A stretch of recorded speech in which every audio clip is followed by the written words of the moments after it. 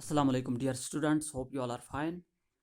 Dear students, आज का जो हमारा टॉपिक है डेट इज़ क्लासिफिकेशन और टाइप्स ऑफ डिजीज़। तो डियर स्टूडेंट्स, पिछले लेक्चर्स में हमने डिस्कस किया था about concept of health and disease. तो आज के इस लेक्चर में हम डिस्कस करेंगे अबाउट क्लासिफिकेशन और टाइप्स ऑफ डिफरेंट डिजीज़। तो जनरली जब हम डिजीज़ को क्लासीफाई करते हैं, they are broadly classified into two types. Number first congenital and number second acquired disease.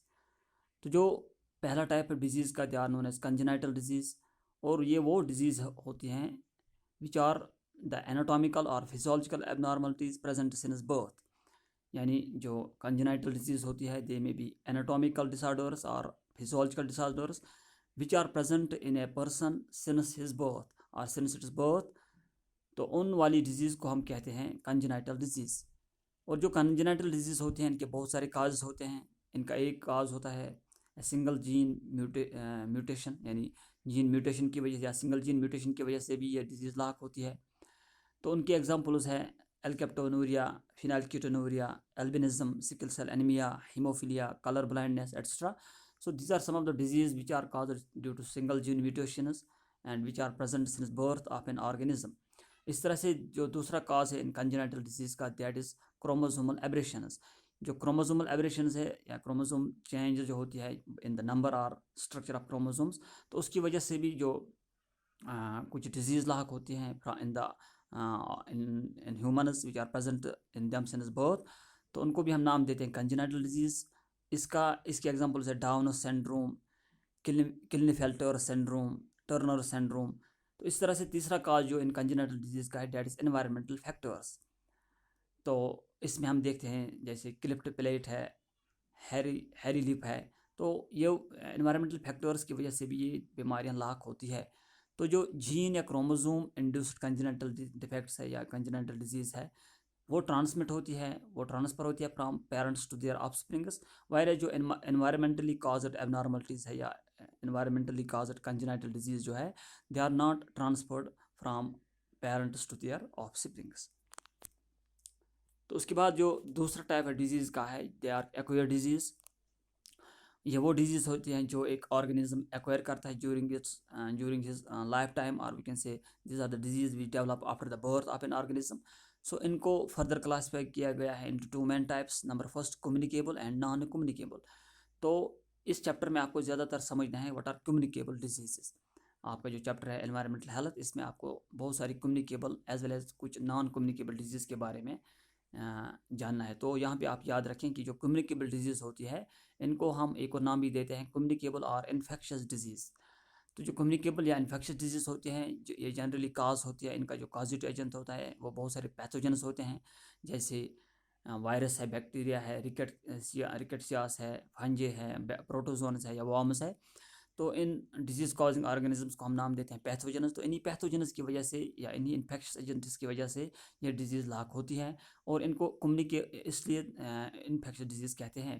तो इनका एक और नाम कम्युनिकेबल इसलिए है क्योंकि they separate to other person from an infected person to a susceptible person. तो यहाँ पे हम कह सकते हैं they are communicated, they are communicable, we can say they are transmitted from one person to the another person. उसके बाद जो दूसरा इनका टाइप है, दे आर नॉन कम्युनिकेबल और नॉन इन्फेक्शस डिजीज़। तो ये वो वाली डिजीज़ हैं which are confined to a particular person and which develop in a particular person and remain confined to that particular person, but they do not separate to others. तो जो non communicable disease होते हैं, they do not separate, they do not we can transfer from one organism to the another organism. इसके बहुत सारे types हैं। Number first organic और degenerative diseases. ये वाली डिजीज़ जो होती है, ये these are caused due to malfunctioning of some of the important organs. For example, heart disease जो है, एपिलेप्सी जो है, या ये वो डिजेनरेटिव डिजीज़ है which are caused due to malfunction या abnormal functioning of the some of the important organs of our body. जैसे जो हार्ट डिजीज़ है, they are caused due to abnormal working of some part of the heart। और जो epilepsy है वो that result from the abnormal pressure on regions of the brain। तो इस तरह से जो दूसरा टाइप है नॉन कम्युनिकेबल डिजीज़ का, दे आर डिफिशिएंसी डिजीज़, जो काज होती है, जो प्रोड्यूस होती है in an organism by deficiency of nutrients such as minerals, such as vitamins, such as carbohydrates extra. तो इनको हम नाम देते हैं डिफिशिएंसी डिजीज़। इनकी एग्जांपल्स जो है नाइट ब्लाइंडनेस है, बेरी है, सक्कर है, क्वेशकॉर है, मरासमस है।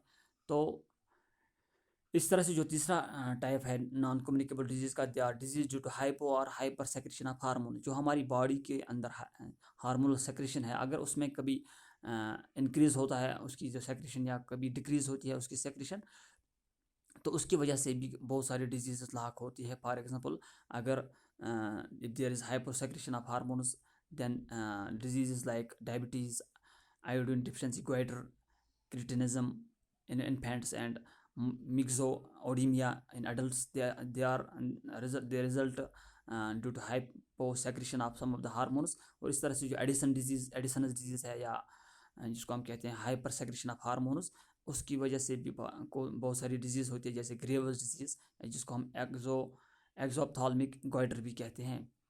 तो इस तरह से कुछ एक और टाइप है डिजीज़, चौथा टाइप है नॉन कम्युनिकेबल डिजीज़ का, वो है एलर्जीज़। तो एलर्जीज जो होती हैं, they are diseases which are caused when the body which has become sensitive to hypersensitive to certain foreign agents come in contact with that. यानी they are actually, and we can say they are caused in the body when our body is becomes, when जो हमारी body होती है that is hyper sensitive to a particular foreign agent। तो जब वो foreign agent हमारी body के contact में आता है, जो हमारी बॉडी के अंदर चला जाता है, तो उससे भी बहुत सारी एलर्जीज होती है। तो उस को हम कहते हैं एलर्जिक डिजीज़। तो ये भी एक नॉन कम्युनिकेबल डिजीज़ है, उसमें एग्जांपल है हे फीवर।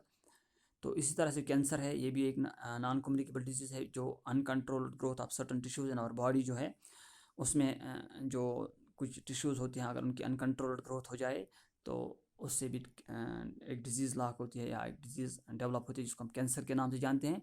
तो ये भी एक नॉन कम्युनिकेबल डिजीज़ है। तो इस तरह से हमने आज यहाँ पे टाइप्स ऑफ डिजीज़ को डिस्कस किया। Hope you have understood. Thank you.